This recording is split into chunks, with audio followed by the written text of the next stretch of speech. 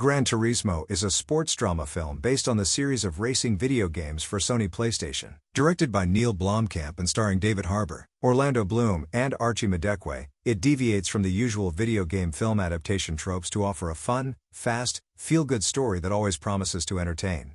After marketing executive Danny Moore convinces Nissan to establish the GT Academy, a competition intended to recruit proficient Gran Turismo players into real racing drivers, he sets out to find an appropriate coach for these potential candidates. Danny soon happens upon former driver Jack Salter, who is now working as a mechanic, and after some persuasion he reluctantly accepts the job to prepare the new trainees. Meanwhile, in Cardiff, Wales, teenager Jan Martinborough, a dedicated Gran Turismo player who dreams of becoming a real racer, sets a time record on an in-game track, which qualifies him for a place in the GT Academy. Upon arriving at the Academy training camp, Jan and the rest of the contestants are pushed to their very limits by Jack's intense coaching methods, which are intended to separate the weak from the strong. Jan eventually comes out on top and is promptly chosen by both Jack and Danny to represent Nissan in a series of races around the world.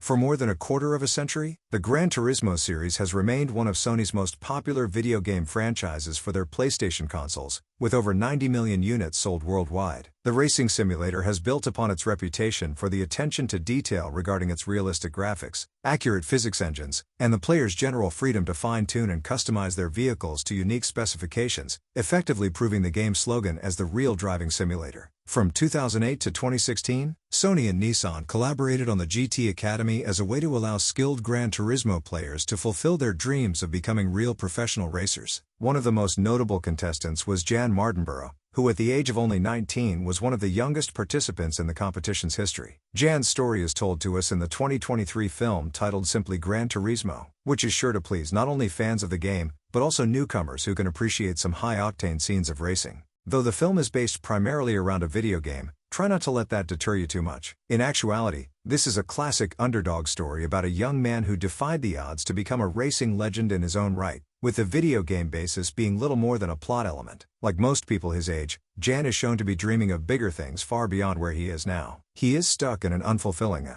job as a clerk in a clothes shop where his desire to race cars for a living can only be fantasized through the video game Gran Turismo. When the opportunity finally presents itself to him, Jan works tirelessly to ensure he is up for the task, even if that means going against his father's wishes. It is here we see Jan work his way up the creative ladder, putting to use the skills he acquired through thousands of hours of gameplay exploring every racing possibility and outcome. However, Jan soon learns he is not the only one who possesses these qualities, as he has strong competition from other similar players, who are also vying for the chance of becoming fully fledged racers as well. In any other case, it would be easy to dismiss this film as another generic rags to riches tale, but since this is actually based on true events, there is a more satisfying sense of enjoyment to be had, as we watch things play out for Jan in the best way possible. Since this is a film about car racing, it would be safe to assume that it would have its fair share of thrilling race scenes, and this one certainly delivers on that front. Director Neil Blomkamp's creative use of quick-cut editing allows no room for boredom, as we see cars whoosh past each other and constantly place themselves in dangerous positions where even the smallest mistake could result in death. It is here that Blomkamp reminds not only the contestants but the audience themselves that this is not a game but real life, where the consequences of poor decision-making cannot be mitigated by simply resetting the console. As a result, these racing parts are considerably more exciting than what you might expect from a typical fast car movie, as these are essentially just young gamers who lack most of the real-world experience that actual professional race car drivers have been using for longer than most of them have been alive. I found myself highly invested in these scenes, because there was a lot more at stake if something went wrong with one of these drivers, and the film does a decent enough job of developing these characters as people you feel like cheering for when things turn rough. Perhaps as a reminder to us that the film is based on a video game, there are some parts which I assume are there as a means to simulate the mindset of what the players are thinking as they are racing. For instance, in one scene we see Jan driving around in his father's car, which he stole when he snuck out to a party with his friends and is later pulled over by the police. As the adrenaline kicks in,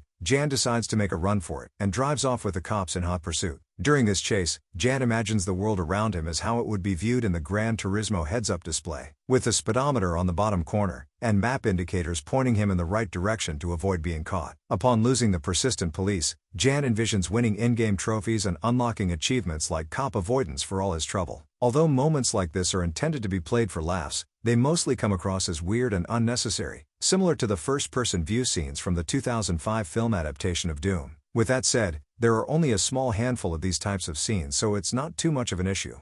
In his first leading role, Archie Madekwa does a nice enough job in the role of Jan, whose everyman persona makes him a likable character to support throughout the story. Though there isn't too much depth to him, we are given just the right amount of information and backstory to Jan as a person for us to want him to succeed. He is passionate about car racing, he cares about his family and friends, and he is determined to get as far as possible in this competition even if it takes a toll on his mental health. I'm not entirely sure how accurate Madekwa's portrayal is compared to the real Jan, but by movie standards he appears to be your typical underdog hero, along the lines of Rocky Balboa or Daniel LaRusso. To that effect, he is a character you'd be happy to see achieve his goal. Both David Harbour and Orlando Bloom were also nice additions to the cast, as Jack and Danny, respectively, each contributing something interesting to the story. Jack is the film's strict but fair trainer, pushing the GT Academy's contenders past their limits to become better versions of themselves. Without giving away spoilers, we learn more about Jack's backstory regarding why he no longer races, which is quite a tragic revelation. On the other hand, Danny is a savvy businessman who understands the potential of tapping into a particular demographic, in this case, gamers. He is the brains behind this whole operation, and someone willing to risk his entire reputation on a group of young gamers who may or may not have what it takes to prove themselves to the world. It's worth noting that Jack and Danny are in fact composite characters, and aren't actually based on one particular person,